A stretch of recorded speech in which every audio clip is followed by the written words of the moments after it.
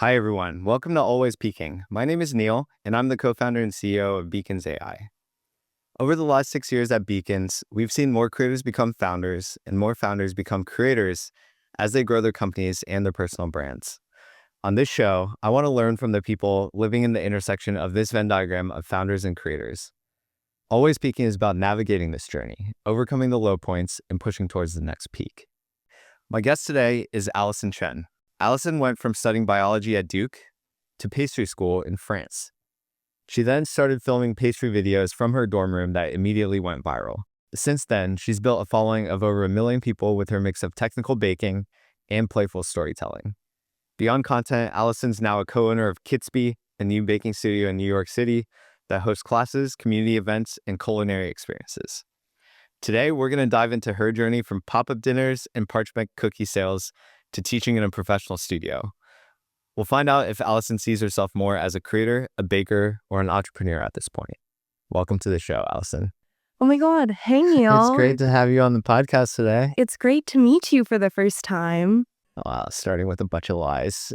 What do you mean? My name is Allison. I've never met Neal before in my life. Are we going to have to redo this intro section? You started while I was still standing. Oh, okay. I also think this is good just to warm up to the environment. I think this is fine. Okay, let's start over. Sure. Hi, Allison. It's good to have you on today. Hi, Neal. It's great to meet you. Should we do it again without the fake voices? Hi, Allison. Okay. Hi, Neal. Thanks for coming by. Are you ready to get started? I guess. Okay, so the way we do this is it's kind of like a workout. So we start with some warm-up questions, and then we get into the actual workout. So we're going to be doing some push-ups later and some squats.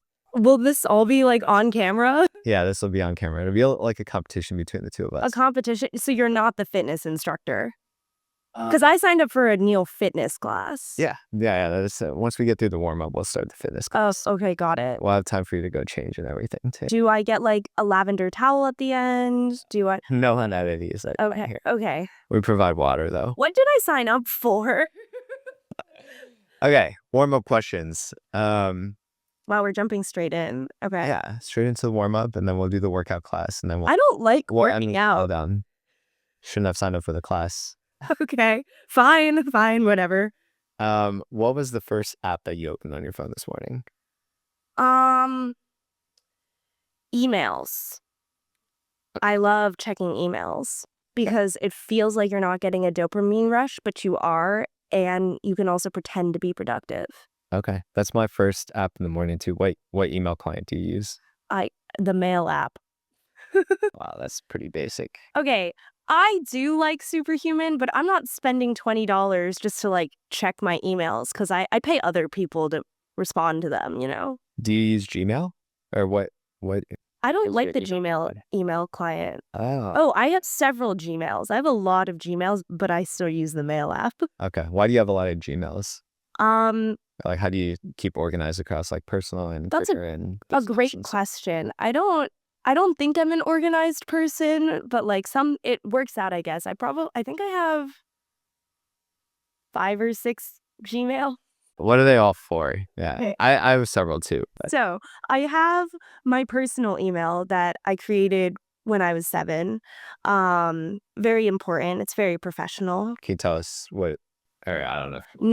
No. I don't want anyone from the internet on that email like that. Okay, the personal email from 7. Then I have the first creator email that I ever made, Mhm. which I guess I could tell you. It's on the internet.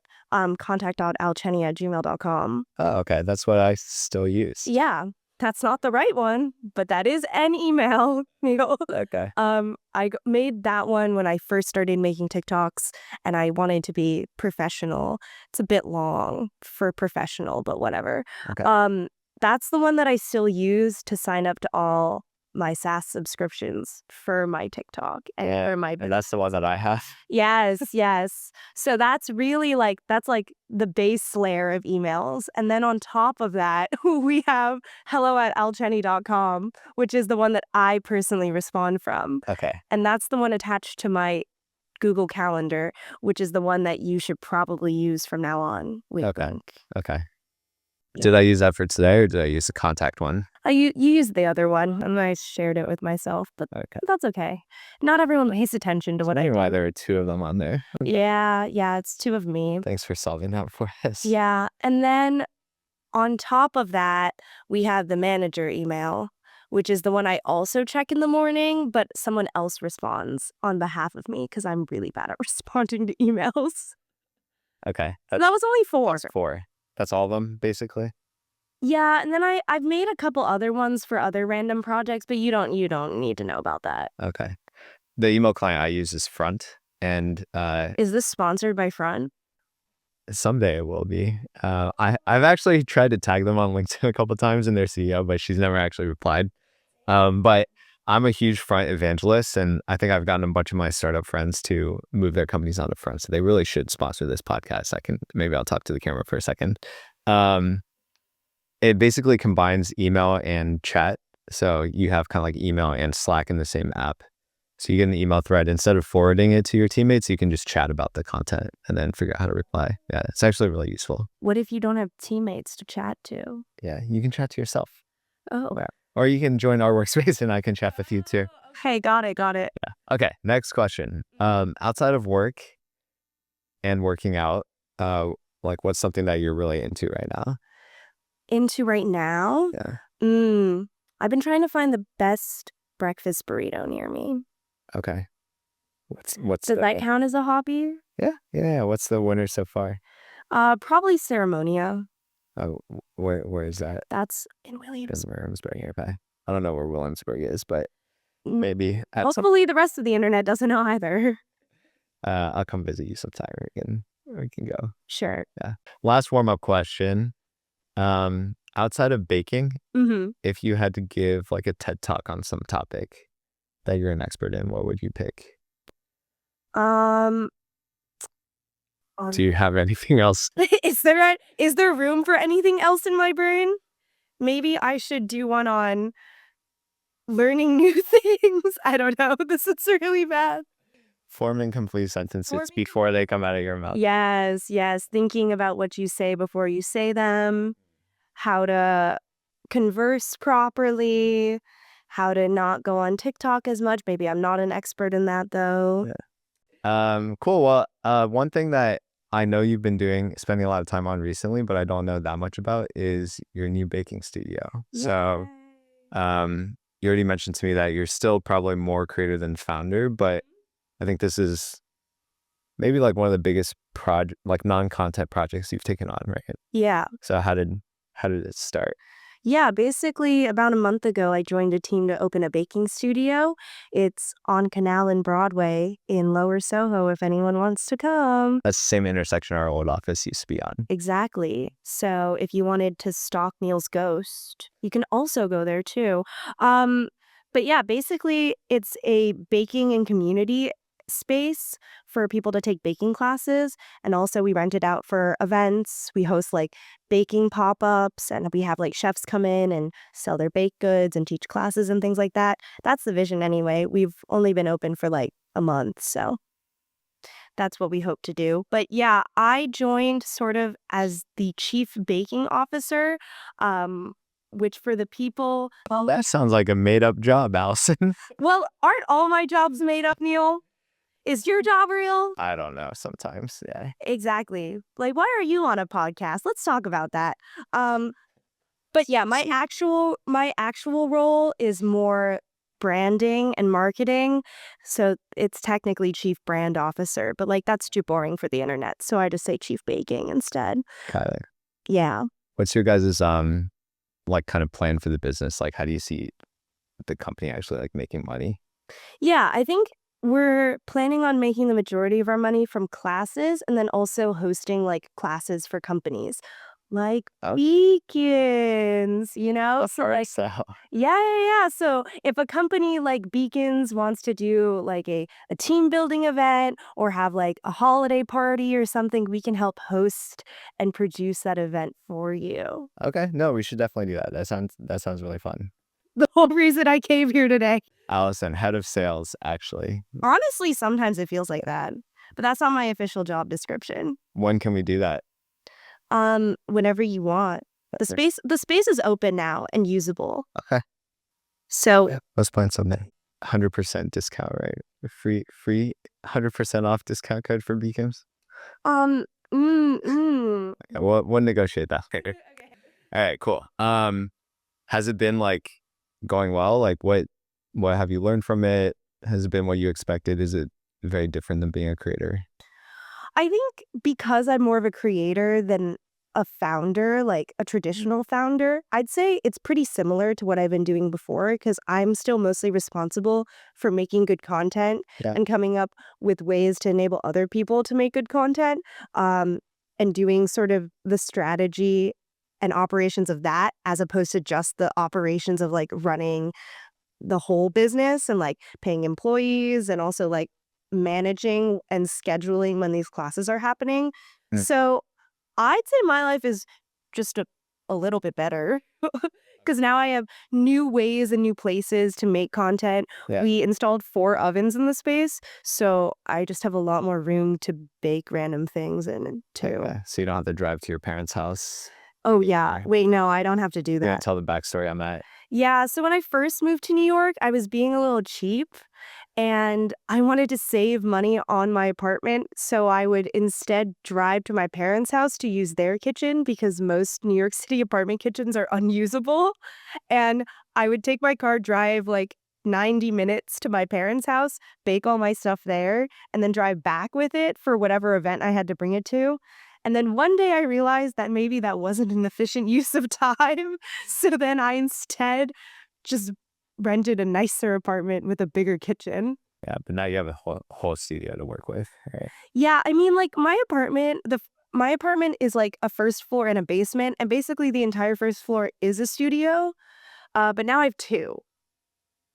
So So it sounds like with Kistby right now, you're still mostly doing the same kind of stuff you do as a creator, but do you guys have a team? Do you guys want to build out a team? And I'm sure you're involved in like thinking about how you guys want to do that to some degree. yeah, so like Kitsby's been around in some shape or form for about 8 years. It used to be a cafe, Okay. and then they like pivoted to doing just events and just classes during COVID. So Amy's been operating this for a while, and she's pulled in her husband a lot and also has had like full staff members on the team. So right now it's about 5 people total. Um, and she's been wrangling them and been working with them for a while. So if anything, I'm the new hire, Okay, I see. but I don't get paid like a hire. So there you go. I heard a story that at some point you were like baking cookies and selling them in Washington Square Park or something like that, which sounds very plausible. But That sounds like something. Yeah, why did you do that and how did it go? Yeah. So I mean, in true college kid fashion, I was like pretty naive and thought that you could like start a business by basically drug dealing cookies in the park. So instead of getting an internship, I think like my junior year of college, Yeah. I just lived with my mom and baked cookies out of her kitchen and then went to Washington Square Park and delivered them to people. I wasn't selling them because Okay. that's illegal. Pre-ordered. They were pre-ordered. Okay. So just want to make that clear. Oh, so it's illegal to sell food in a public place like that unless you have some kind of license or something? It's kind of illegal to sell anything in any park in New York City. Oh. Park regulations here are like very strict, which makes sense because they're like the only public places available in the city and the only open spaces. But regardless, I would bake all these cookies and then just deliver them to people and meet up with them in the park. Okay. And I did that for one summer, but I only think I did it about 4 or 5 times just because between the content and making like 200 cookies in a day, it was too much for me to handle. So then when I went back to school, I stopped doing that. And I've never really continued that model since, but maybe now that we have the new space, I can start that again. Yeah. Reminds me of like when startups there's like do things that don't scale, and I think like baking cookies and bringing them to the park to distribute is probably a good version of that. No, definitely. I think it would have been okay if I took the risk to hire someone full time to do all that stuff or had a co-founder of some kind who would also suffer with me. both of those things I couldn't make happen within like the one summer I was doing it.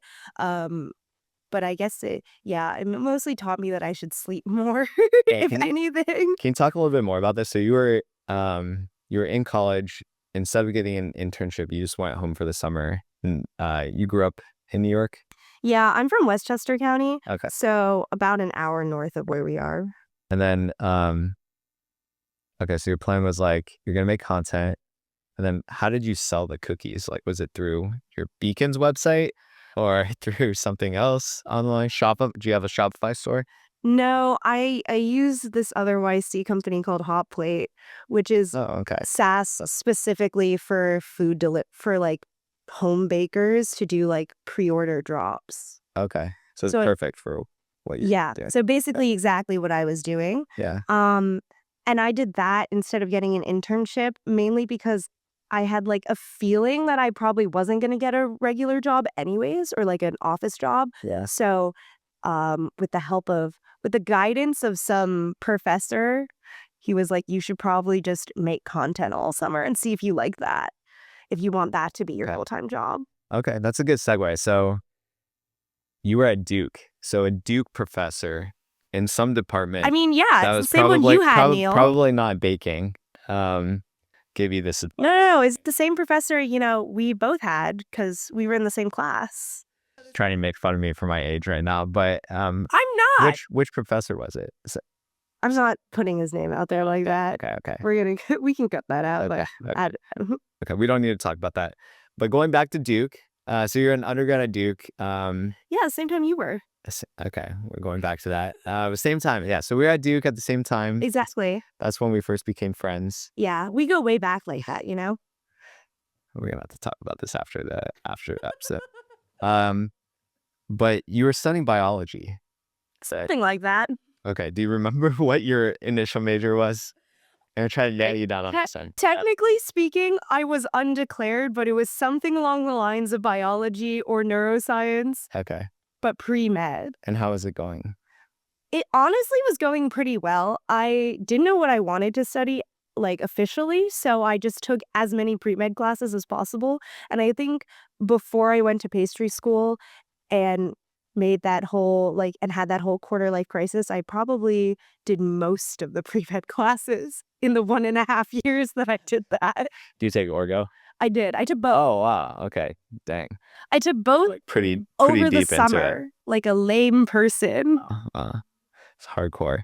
But then you had a quarter life crisis, and what triggered that, and what did you do because of it? Honestly, it's because I got dumped, but we don't need to give him that much credit because low key, he probably watches this still. But between that and also, I'm sure we keep that in. Just God damn it. But also, I think at that point, like I said, I took both Orgos over the summer. Yeah. I was working in a lab over the summer, and I basically just made my whole life about being pre-med, and pursuing and the pursuit of becoming a doctor. So then I just reevaluated my life. I see it. Yeah, I think I would be a terrible doctor. Having known you for all these years, I cannot see it. But isn't this the most I don't know, Asian child of immigrants thing possible? Yeah. I didn't know what I wanted to do, so I just really invested all my time and energy in becoming a doctor, and then I woke up one day and realized maybe I shouldn't waste 10 years of my life doing that. And so then I decided that I was going to take a gap semester to figure out my life or get a job or something like that. So instead I spent all my money on going to pastry school instead. That was your sophomore year? Yeah, it was my sophomore spring. I took a gap semester. Okay, not even study abroad, just... No. Yeah. Pastry school isn't offered as a study abroad option for an academic institution. Oh, the credits don't transfer into... No. My baking credits definitely don't transfer into an economics degree or something. Okay, so when I was at Duke, which was the same time as you... Yeah, obviously. I also didn't really know what I wanted to do, and I ended up doing econ and math because that's what everyone at Duke does. Who doesn't have better ideas, or either that or med school or pre-med. Exactly. And then I worked in finance for a year, got fired, hated it, and then kind of like refigured out what I wanted to do.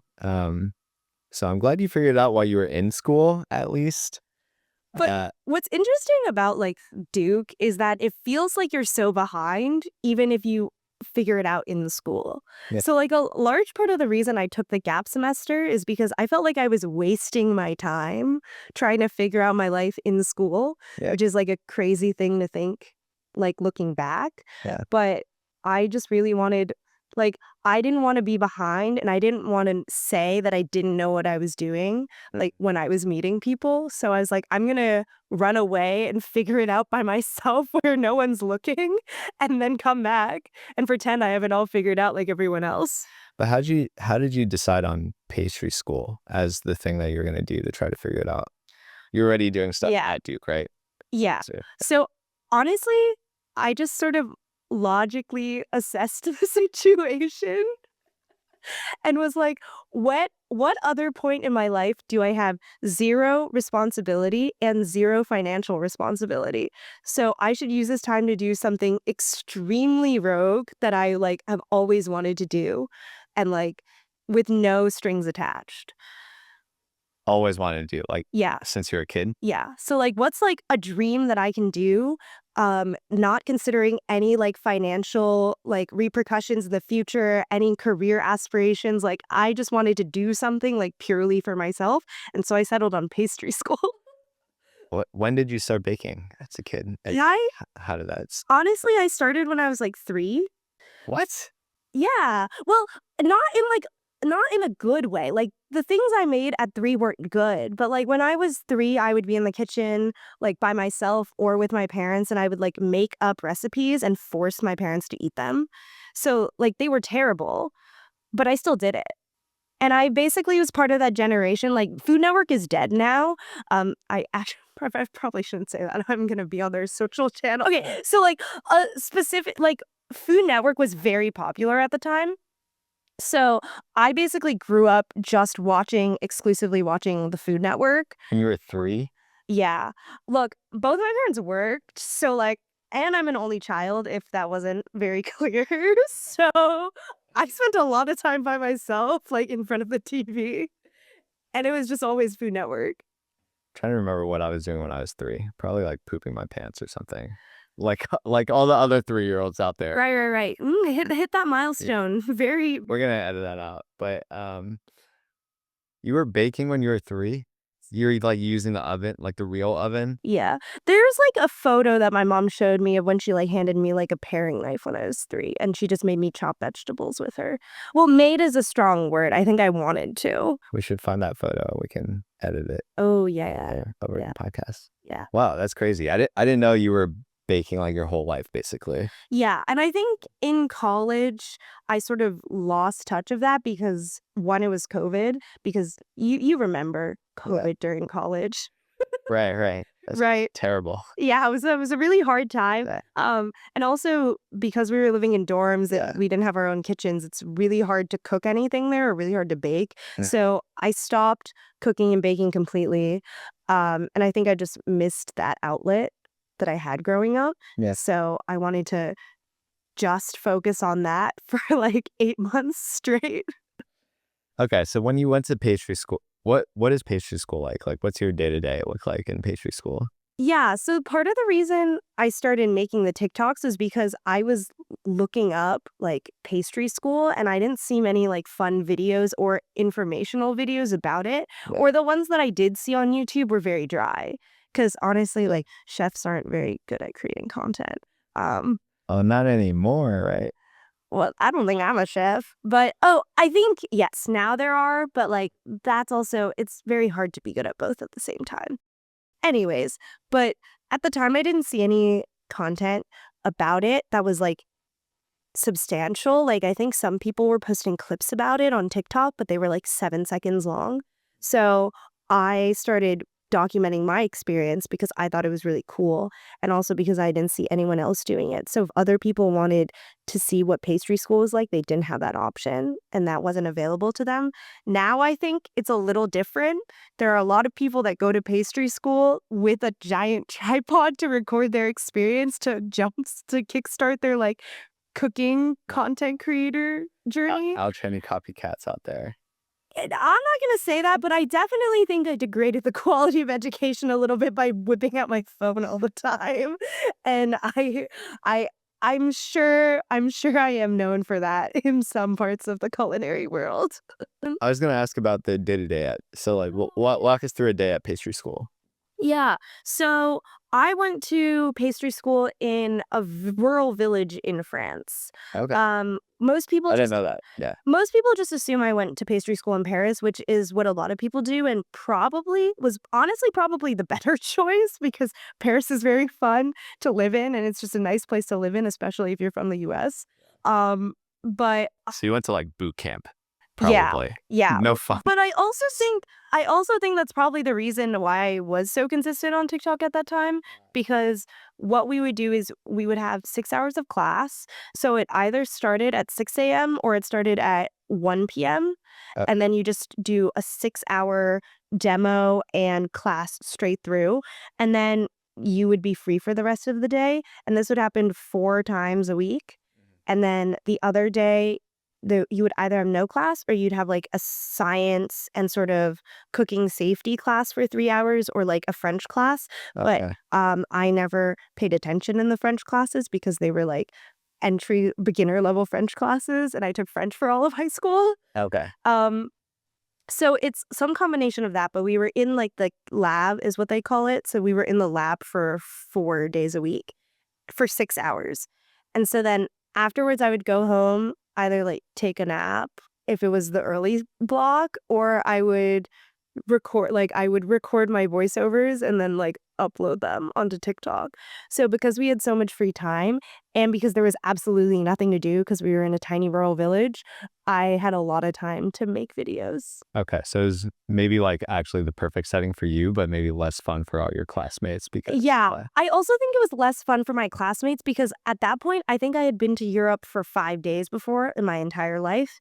And a lot of my classmates were from Europe. So they came to this school and they were like, what is this shithole we're in? And I was like, oh my God, we're in a quaint European village. It's so beautiful and gorgeous. Yeah. Then I realized, like, going to literally any other French town or city, that this place actually was a shithole. But at the time, because I'd never been anywhere else, I was like, this place is amazing. Ignorance is bliss. Yeah. I That's- would pass like a donkey on my way to school every day. And so like I would like eat apples for breakfast and then like throw them at him.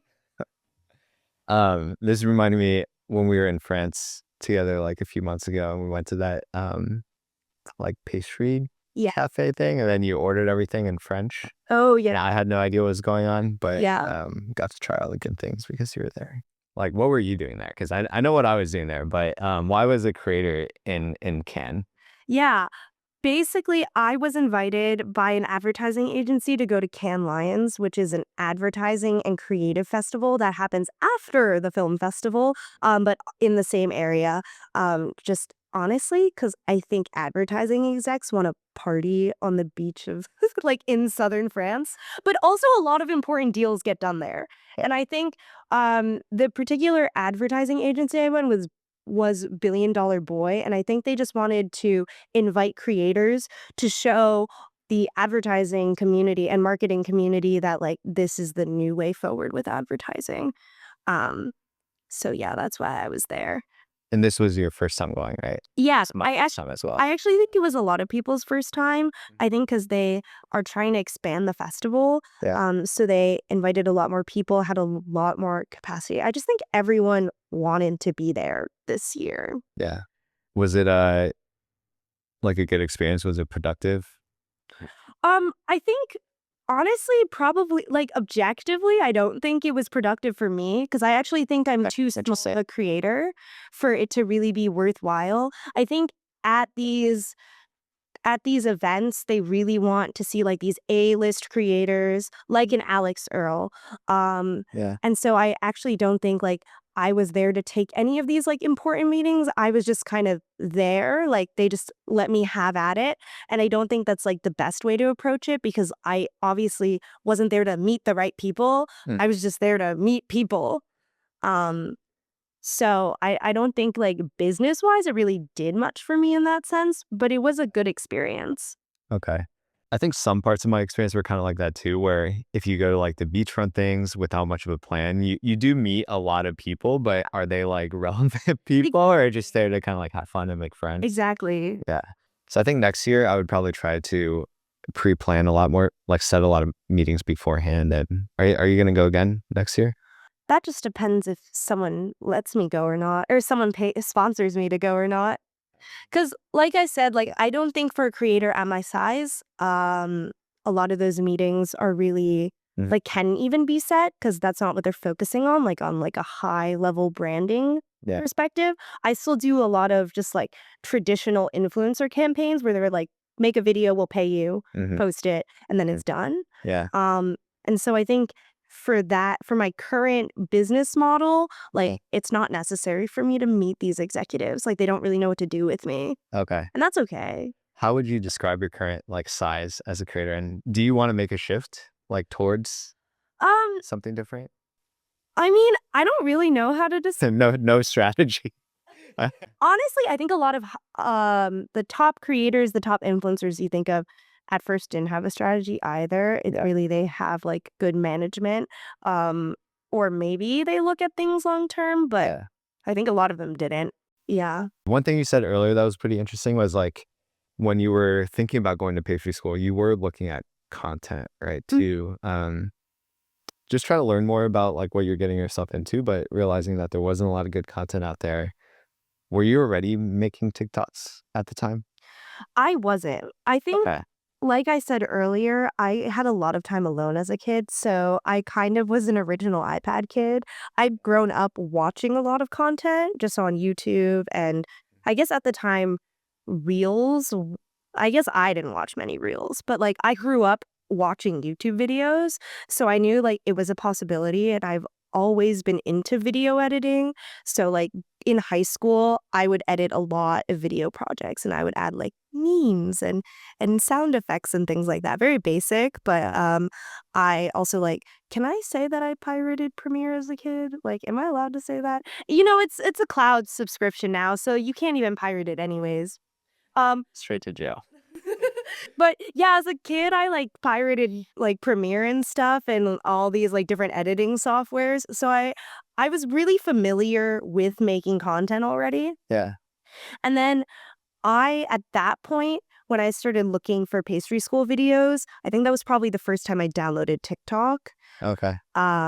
was in search of that sort of specific content. Up until then, I was never a TikTok user. Okay. So you were kind of noticing that there was this gap in the market, but you weren't like super strategically thinking as like, oh, I'm like a creator looking for my niche. I'm gonna fill that. To be honest, I don't think anything I do is like particularly strategic. Obviously, there's some thought involved with it, but like I don't think anything I do like truly has that long-term vision. I'm just saying, I gave you the option to answer that question however you wanted to, and that's the path that you chose. So Yeah, but I also think that probably comes through in my videos. Like I truly started making them because like I wanted to make the videos. And I think yeah. what happens with a lot of founders these days is you can tell that they're using this as a distribution channel. Like it's very inauthentic. And that's fine. Like, you know, content is the name of the game these days, but you can definitely tell that there's like an entertainment value that's missing from a lot of founder content because like are they really having fun? Like I don't think so. But yeah, you know, like I found an addressable market. Back to the story. So did you figure out what you wanted to do when you were in France, or was that something that came like after you got back to school? To be honest, I after the 8 months, I don't think I knew anything more, just besides the fact that I now knew how to bake a bunch of pastries. I came back to school and I actually think I was going to be a CS major. Okay. Wait, how many TikToks had you posted at this point? Oh my God, so many. Okay. Like, yeah, at least 100. Yeah, and I think by the time I got back to school, I was at like 150,000 followers on TikTok. Oh, okay. But you didn't yet think that was like going to be the thing. Yeah, so because I was in France, my TikTok wasn't actually monetizable at the time because a lot of my audience was in Europe. Mm. And I think they do lag behind in sort of like influencer advertising and just like in terms of their ad spend in general.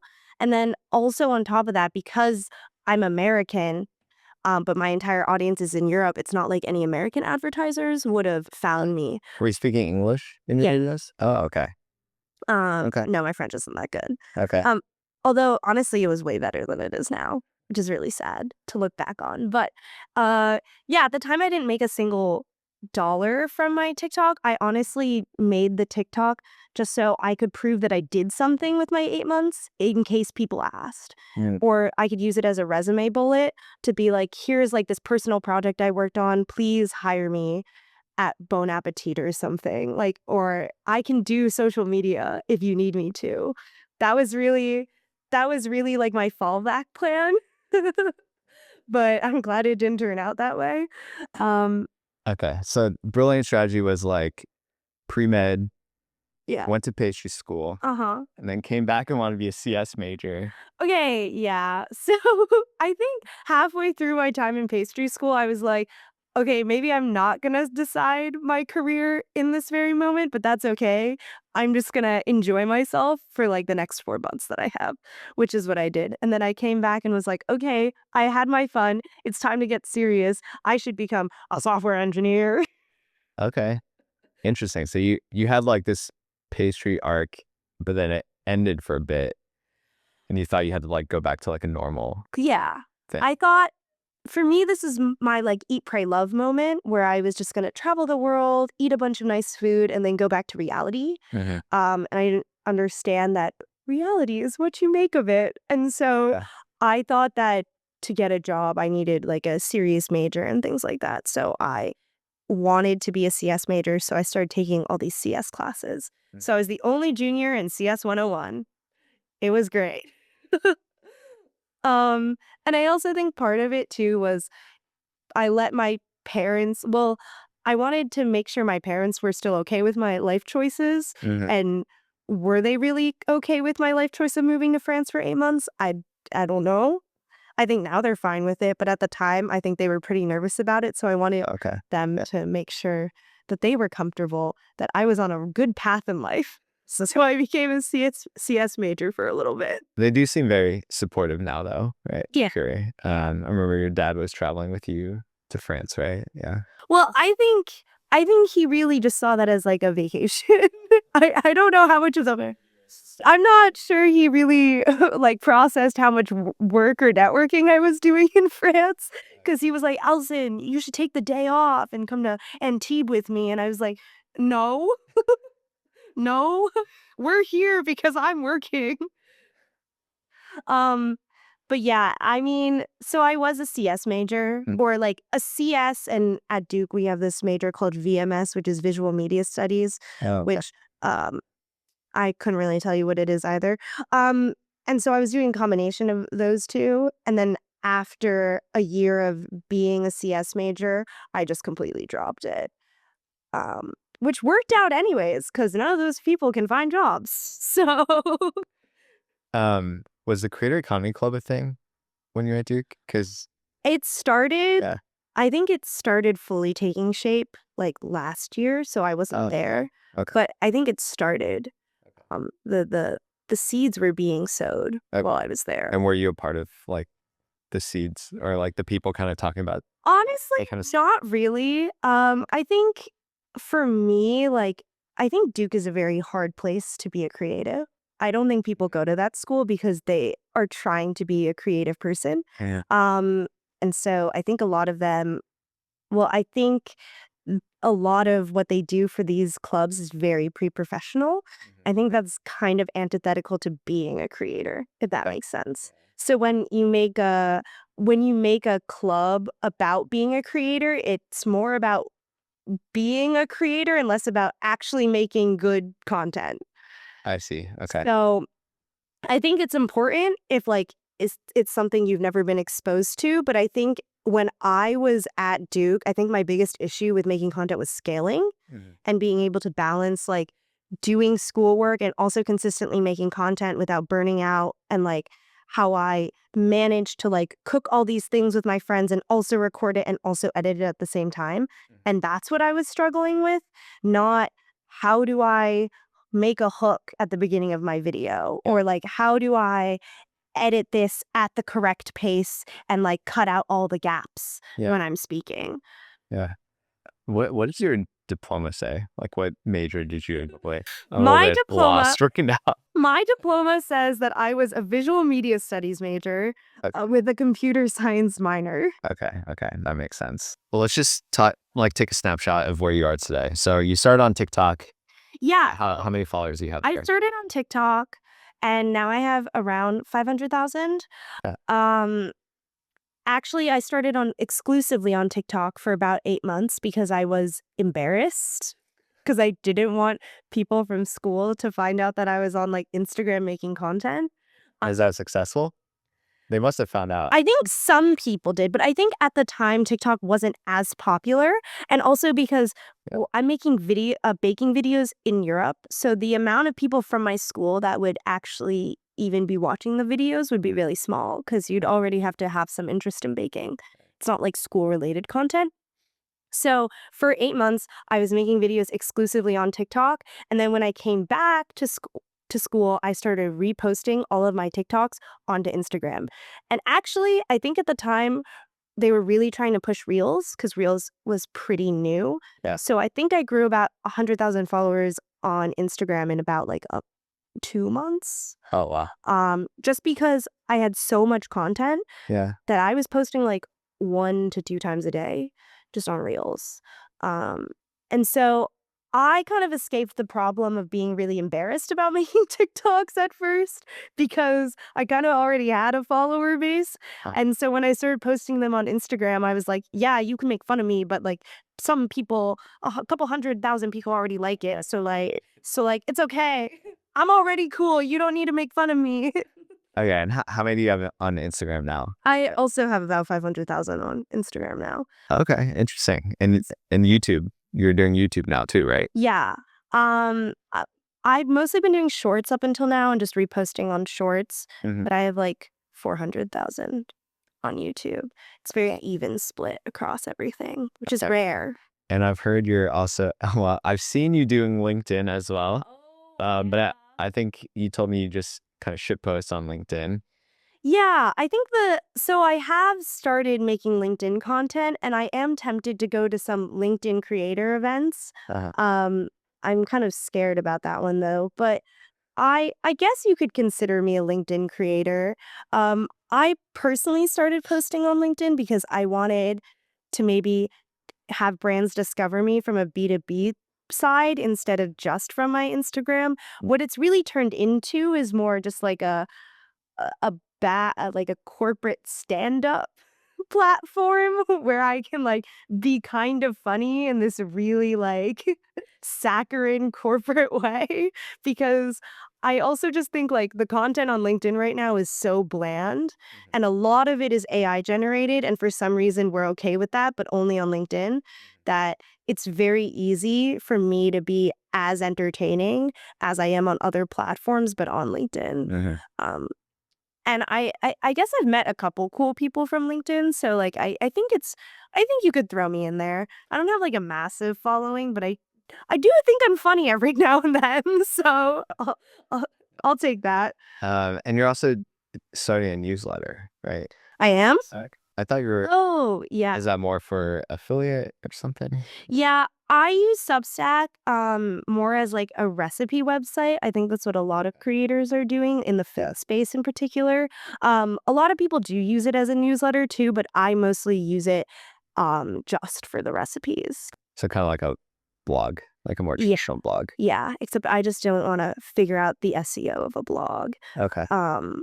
And also like blogging, food blogging is like a disaster because you have to write all this nonsense at the top and explain your recipe again, even though everyone's just going to scroll down to the bottom and read like the shortened version.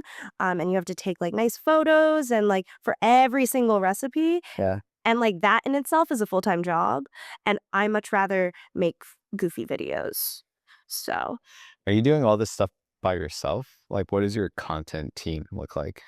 yeah, once again, I wouldn't say use my content team as an example because like the strategy is quite limited, but right now it's about 3 people. Okay. So I still do the majority of the work. I have a part-time like videographer and video producer that I recently hired. Okay. And she works about 2 full days with me and she mostly produces like my YouTube videos. Okay. Just because I think everything else I can more or less handle.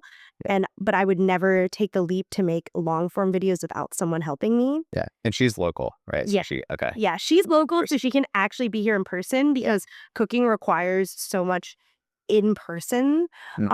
Or cooking requires a ton of like just like moving parts. Yeah, it's like interact. And like physical moving parts. So when she's with me, she's like she helps measure all my ingredients, make sure we have everything and all these like logistical things and like resetting the kitchen because it gets really messy and you have to wash dishes in between everything. And when you make a YouTube video that's like 20 minutes long, there's so many things that you're cooking that it becomes a lot. She sounds way better than our podcast producer. He never helps me with any of I know. the Like, what does he cooking do? and Yeah. He doesn't wash your dishes. doesn't do anything Yeah. in the kitchen. No, exactly. So she helps with that, and she actually likes editing, which is crazy because like I don't. And she was like, I would like to edit the videos, and I was like, say less. Like I was like, oh my god, hiring people's so fun. It's really not, but but like hiring people's so fun. They want to do things that I don't want to do. Well, I think a lot of creators really struggle with hiring people and building their teams because when you start out as a creator, all you really have is like your content, right? Totally. And as you grow as a creator, your content is still what makes you who you are and like differentiates you, right? So it's very hard to give up like the core competency of your business and try to outsource it. Totally. Yeah, so I think that's what's hard about scaling is mostly because I still have to be involved in a lot of it. Yeah. But I think even taking like a little bit off my plate has also like allowed me to clear my head and just also like think clearer about what I want to do instead of being stressed about all these logistical things that I have to do for every video. And I also think hiring is hard as a creator because you're so cash positive at the beginning that like why would you want to lose money when you already are making a lot, right? Like it's not like you're already in the red to start the business. You made the business out of nothing, like, and you basically didn't have to spend any money. So why would you want to spend money now? So it's like a mindset shift to get So that scaling. Yeah, so it's really hard to like accept that you need to now make less to then like potentially make more when you're already like in the green. Yeah. Like it's very That is pretty different. I don't know what it's like to be in the green. So yeah. Like you've already accepted that you make no money, right, Neal? wow, don't tell our investors that, okay? So do you have any advice though for other creators who might be going through this kind of like thinking or like transition? Like do you think you hired the right person at the right time or could it have happened earlier if you had? I mean, obviously, I wish I had hired earlier because I think I could like scale faster and do all these things. But also, like, I recognize that a lot of people like don't want to hire. A lot of creators don't want to hire and they're like more comfortable being a freelancer. I do think that hiring is necessary though if you want to like sustain this for a long time. Most of the time people start with like an editor. So I also have like a virtual assistant that I use as an assistant editor. So she'll take my videos and cut out all the all the times I repeat myself and things like that. And then I have Lizzie do the final edit and like make everything a more cohesive storyline or like add like special graphics and things. I think hiring to some extent is necessary if you want to be a creator long term. Because you will burn out. It's like inevitable when you do the same thing over and over again for years on end. But I don't think it needs to be like as grand as a lot of people think. Like it doesn't need to be it doesn't need to be like, oh, you're hiring like an ops person and a producer and this and this. You can just hire someone for like 2 days a week, like me. Yeah. I also think maybe like, but maybe that's just me. Like I'm a little bit like risk adverse. So I think like incrementally starting someone into a full-time position has worked for me. I think that's probably pretty good general advice, is to like tr- not try to like be super strategic, but Yeah. just like find someone who can help you to start and learn from that, and then like build on that. Yeah. And also like, like hire fast, fire fast. Not that I'm gonna fire my person, but like if they don't work, just like try again with someone else. How did you find your who did you start working with first? Your So VA? I started with my VA first, Yeah. and I found her on like a Facebook job board, because they have Facebook groups for that. Yeah. And there are like a lot of people in the Philippines that want to work remote because like, Yeah. the hours are flexible, the pay is better here. Yeah. So I started with her, and honestly, I trained her to become an assistant editor. But there are also people that can just like do that and have the skill set for that already. Yeah. I was just a little bit frugal at the time in college, so Oh, you were working with her for a long time. yeah. Oh. Or I was introduced to the idea by Jerry, actually. Okay. Because apparently a lot of startup people really like having virtual assistants. Who is Jerry for? Oh, Jerry Lee Sports. is the CEO of One Salting. So he's been making content longer than I have, I think, about resumes and like how to hire and find jobs. Mm-hmm. And so he suggested to me that I should hire someone to help me. So that was the first thing I did. And yeah, I found her like on a job board. And also like you can ask around. Mm-hmm. I'm sure like a lot of other founders have other ways of finding it. And then for my part-time producer, we started on LinkedIn. So I had my talent management company create a job posting on LinkedIn for people. Mm-hmm. And then we found that like the talent pool just like wasn't really aligned with what I needed specifically. Because like there are a lot of people out there like looking for any job possible on LinkedIn, especially if you can just like click to apply. So then I posted a Google form on my story, and then we found my producer that way. Oh, okay. And that I think was good too, because I specifically make cooking content. So it's really helpful to have someone who's also interested in like food or has like any food experience at all. And then also they're obviously like aware of how my page looks and feels already. Yeah. And probably they enjoy how it looks and feels considering they saw my story. Yeah. Interesting. Yeah. I've been actually thinking a lot, because I think a lot of my creator friends are kind of at a similar stage to you, where they've been on the treadmill for a long time. Yeah. And they want to like, it's not that they don't like it anymore, but they want to like do more and do. You could say that.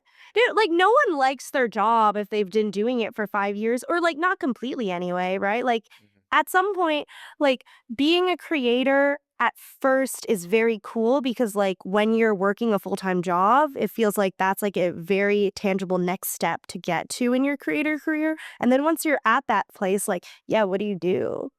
Like there's no other like very clear goal that you can work towards next. You have to like make it up again. Yeah. Um, Start a vacant studio. So yeah, so like I think it is like at some point, especially if it is your only job, it does become a job, and there are parts that you don't like about it. And that's fine. There are also parts that are great. Like I can talk to you on a weekday and this counts as working, Like This is working, hey, sure, to you maybe. but it's fun. But yeah, like you get to do fun things, and there are obviously great parts about it. But yeah, like at some point you treat it like a job. Yeah.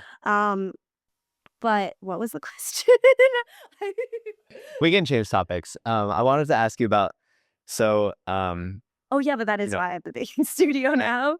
I just moved to New York this year, right? Yeah. And How it's do you because like New York? I love New York. I don't like that I don't have that many friends in New York, but I love New York as a city. Is that why you started this podcast? To make friends? Or is this like a cry for help in podcast form? Like, I haven't made any friends. I've just been bringing my existing friends on here. Yeah. But we opened an office in New York this year, and for our office warming party, Right. you baked a 10-foot cake. I did. Do you know how that came about? What, the 10-foot cake? Mm-hmm.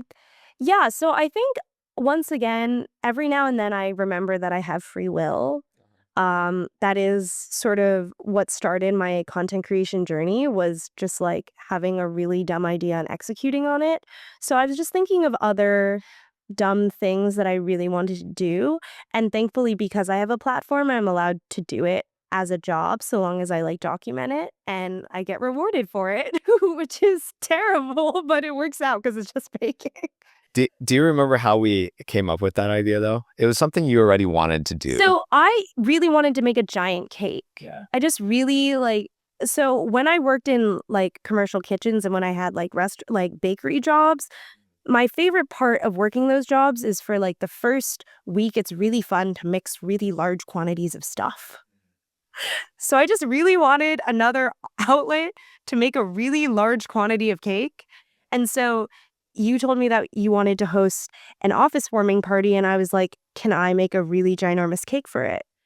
And that's how we came about this, is because I just really wanted to do that already. I think there might be a part of the story that you don't know actually. Really? Is one of our investors follows you, had told me like, hey, if you guys are doing an office warming, I think this creator who uses beacons would be like really good. Really? I think that's why we had already talked about us moving to New York because we were testing out New York last year, but that was a part of the story too. Why didn't you tell me that part? That makes me feel so much better I about just forgot. myself. Yeah. But it's pretty funny because you're here with your assistant. Who did you? One of your friends? Oh yeah, my friend. I didn't have an assistant. Okay, your friend came with you. You guys had like gallons of frosting. You asked for like reimbursement for really expensive eggs. You bought like 1 billion eggs to make this cake. Okay, I brought 50. That's not 1 billion. Eggs were like Calm down though. really expensive. Okay, there's still that price now. So like, because why would you raise the price of something and then lower it again? Supply and demand. Yeah, they just profit more. You know, like the eggs, like people still want eggs. Business strategy from Allison: just raise your prices, never lower them. What, you would lower your prices again? We have different pricing tiers, you know. But have any of them individually gotten lower? Yeah, but that I don't think it's the same thing with eggs. Yeah. Wait, what? Why wouldn't it be? Or gas prices go up and down, right? The gas is a commodity. I guess eggs are supposed to be a commodity too. Yeah. But it's not like gas stations make their money from the gas. Is that true? I actually don't know. Yeah, they don't really make their money from the gas. They make it from the gas station, like from the convenience store. Really? Yeah. Are you sure about that? I'm pretty sure. Can someone fact check this for the clip? We'll look this up later. We'll keep it in if she's right. Yeah. So like Goals to make her look good today. right, like the egg prices have never gone down. They've just profited more. Also, egg production never really slowed down that much. Oh, okay. As well. They just raised their prices. So Interesting. Okay. I didn't know that. You So- probably know more about this. no need to be so salty this many months later because egg prices are still that high. Not salty, not salty. Okay. Well, last question for this like main workout part before we actually do the workout. Wait, the main workout part before we do the workout. Yes. Yeah. Okay. Before the physical workout. Sure. From this conversation, my guess is you don't have a clear answer to this question, but where are you kind of like climbing to? Like, what is the end point for Endpoint. Allie? So my dream is to get to a place where I can just come and create content and all of the production is done for me. So that is my end goal. Okay. Do you have like Do I have a way to get there? No. But that is the hope and dream. do you have like a creator or someone in mind as like, oh, I would love to be like this person? Funny. So honestly, I'm gonna say no. Not because I'm like a pick me. Well, maybe I am because like I'm an only child, but because I've thought about looking up to creators before, and what happens is you tend to copy them one for one, or at least that's what I tried to do, to like model my content after them. And I realized that doesn't really work for me because people enjoy my content because they enjoy me. And trying to model yourself off another creator then just makes you a copycat of them and doesn't actually make you an original brand and like an individual brand. Yeah. So I'm gonna say no. Okay. That makes sense on the content side, but what about like the business side or like the life, like setups? Well, do we really know what their lives are like? I mean, I don't really know. I mean, I like chicken shop date, Okay. Okay. I know that. but yeah. Um, all right. So now we're gonna do our cool down. So first question is kind of like a personality quiz, which I think you'll enjoy. Okay. So cat or dog? Neither. I'm allergic to both. You got to pick one. Cat. Cat. Yeah, I see that. Sun or moon? They both suck, but moon because I don't like tanning. Okay, that all makes moon cat. That's probably what a moon cat would answer to Okay, those sure. questions.